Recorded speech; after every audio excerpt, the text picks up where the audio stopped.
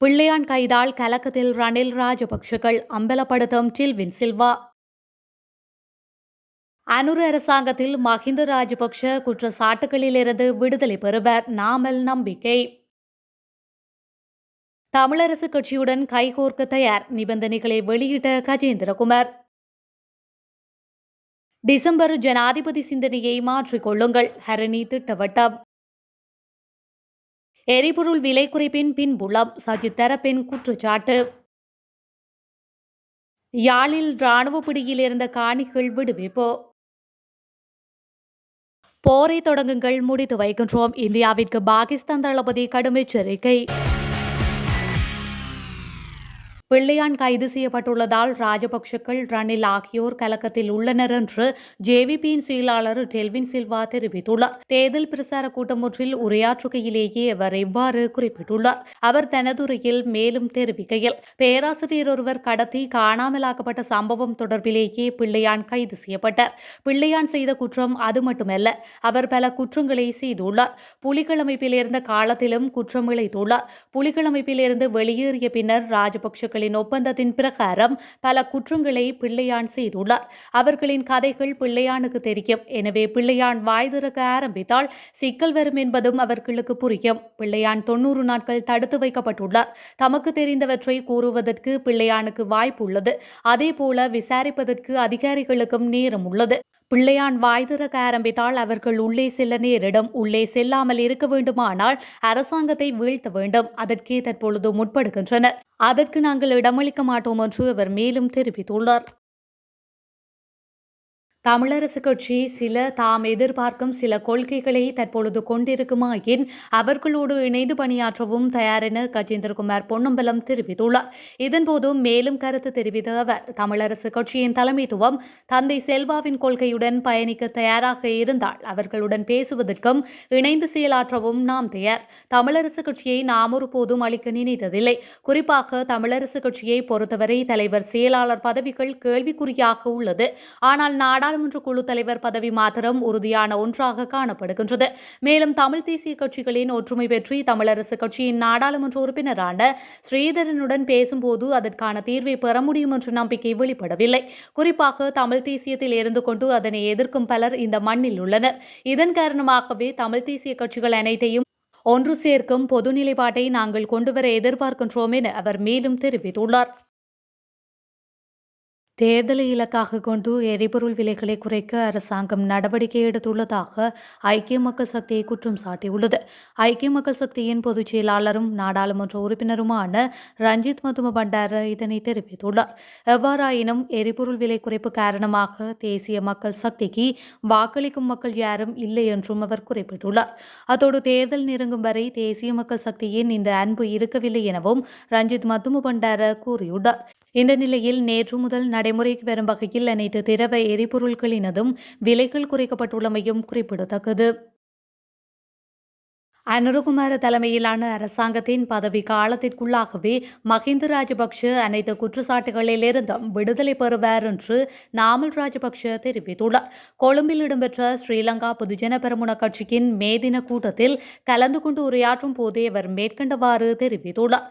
தொடர்ந்தும் இவர் உரையாற்றுகையில், இந்த அரசாங்கம் பதவிக்கு வருவதற்காக பல்வேறு பொய்களையும் வாக்குறுதிகளையும் அள்ளி வீசியது. எங்கள் மீதும் ராஜபக்ஷ குடும்பத்தின் மீதும் சேற்றை வாரி இறைத்தார்கள். ஆனால் இதே அனுரகுமார அரசாங்கத்தின் பதவி காலத்திற்குள்ளாகவே மஹிந்த ராஜபக்ஷ அனைத்து குற்றச்சாட்டுகளிலுமிருந்து விடுதலை செய்யப்படுவர். அதனை நாங்கள் சாதிப்போம். நாங்கள் மக்களுக்காக அரசியல் செய்தவர்கள், மக்கள் நலன் சார்ந்த செயற்பாடுகளை மேற்கொண்டவர்கள். இப்போதைக்கு எங்கள் கட்சி புதுப்பிக்கப்பட்டுள்ளது. எதிர்வரும் காலங்களில் புதிய அரசியல் பாதையில் இந்த கட்சி பயணிக்கும். நாட்டு மக்களுக்காக அர்ப்பணிப்புடன் செயற்படும். அதன் மூலமாக அடுத்து வரும் தேர்தலில் நாங்கள் மீண்டும் ஸ்ரீலங்கா பொதுஜன பெரமுன கட்சியை அதிகாரத்துக்கு கொண்டு வருவோம். இந்த பயணத்தில் நாங்கள் மக்களுடன் கைகோர்த்து பயணிக்க உள்ளோம் என்று அவர் மேலும் தெரிவித்துள்ளார். யாழ் மாவட்டத்தில் இராணுவத்தின் பயன்பாட்டில் இருந்த ஒரு தொகுதி காணிகள் விடுவிக்கப்பட்டு மக்களின் பயன்பாட்டிற்காக ஒப்படைக்கப்பட்டுள்ளது. குறித்த காணி விடுவிக்கும் நிகழ்வு நேற்று யாழ் மாவட்ட செயலகத்தில் இடம்பெற்றுள்ளது. இதில் யாழ் மாவட்ட கட்டளை தளபதி மானத ஜெகம்பத்தவினால் யாழ் மாவட்ட செயலாளர் பிரதீபனிடம் விடுவிக்கப்பட்ட பகுதிகளுக்கான காணி அனுமதி பத்திரங்கள் உத்தியோகபூர்வமாக கையளிக்கப்பட்டன. இது தொடர்பில் யாழ் மாவட்ட செயலாளர் கருத்து தெரிவிக்கையில், வலிவடக்கு வயாவிளான் பகுதியில் 20 ஏக்கர் காணிகளும், மாங்குள்ளை பகுதியில் 15, வடமராட்சி கற்கோவள பகுதியில் 5.7 ஏக்கர் காணி நிலமுமாக சுமார் 40.7 ஏக்கர் காணி நிலங்கள் விடுவிக்கப்பட்டுள்ளன. இதனையடுத்து தெல்லிப்பளை ஜே 233 பகுதியில் 47 குடும்பங்களும், வயாவிளான் பகுதியில் 55 குடும்பங்களும் தமது பூர்வீக நிலங்களுக்கு செல்ல உள்ளனர். குறித்த காணிகளில் வெடிபொருட்கள் அபாயம் தொடர்பில் ஆராய்வு செய்யப்பட்டு அதன் பின்னர் மக்கள் செல்ல அனுமதிக்கப்படுவர். இதேவேளை மேலும் சில காணிகளும் விரைவில் விடுவிக்கப்பட இருக்கின்றன என அவர் மேலும் தெரிவித்துள்ளார்.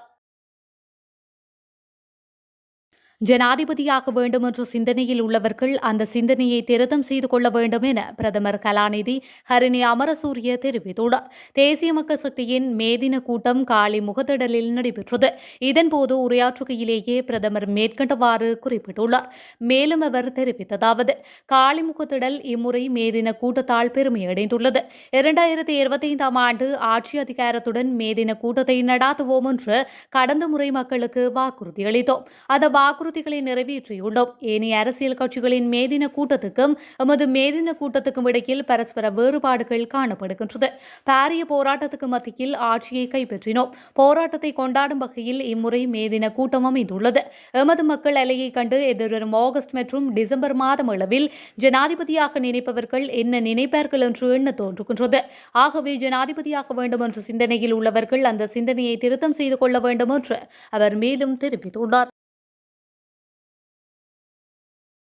போர் எங்கே எப்போது தொடங்குவது என நீங்கள் முடிவு செய்யுங்கள். இறுதி முடிவை நாங்கள் அது எங்கு முடியும் என்பதை சொல்கின்றோம் என பாகிஸ்தான் ராணுவ அதிகாரி ஒருவர் இந்தியாவிற்கு கடும் தொனியில் எச்சரிக்கை விடுத்துள்ளார்.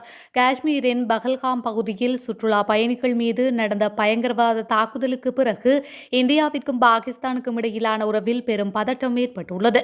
பாகிஸ்தான் ராணுவ செய்தி தொடர்பாளர் லெப்டினன்ட் ஜெனரல் அகமது ஷெரீப் சௌத்ரி இது தொடர்பில் கூறியிருப்பதாவது, இந்தியா ஏதாவது தாக்குதலை நடாத்தினால் அதற்கு வலுவான மற்றும் நன்கு சிந்திக்கப்பட்ட பதிலடி கொடுக்கப்படும். தாக்குதல் நடைபெறும் இடத்தை இந்தியா தீர்மானிக்கும். ஆனால் அது எங்கு முடியும் என்பதை நாங்கள் தீர்மானிப்போம். தரைவழி, வான்வழி மற்றும் கடல்வழி என 3 முனைகளிலும் பதிலடி கொடுக்க பாகிஸ்தானின் ராணுவம், கடற்படை மற்றும் விமானப்படை முழுமையாக தயாராக இருக்கின்றது. பஹல்காம் தாக்குதலுக்கு பின்னால் பாகிஸ்தான் இருப்பதாக இந்தியா எப்படி ஒரு சில நிமிடங்களில் முடிவு செய்தது? தாக்குதல் நடந்த இடம் எல்லை கட்டுப்பாட்டு கோட்டிலிருந்து சுமார் 230 கிலோமீட்டர் தொலைவில் உள்ளது. இவ்வளவு கடினமான பாதை வழியாக யாராவது 10 நிமிடங்களில் அங்கு எப்படி அடைய முடியும்?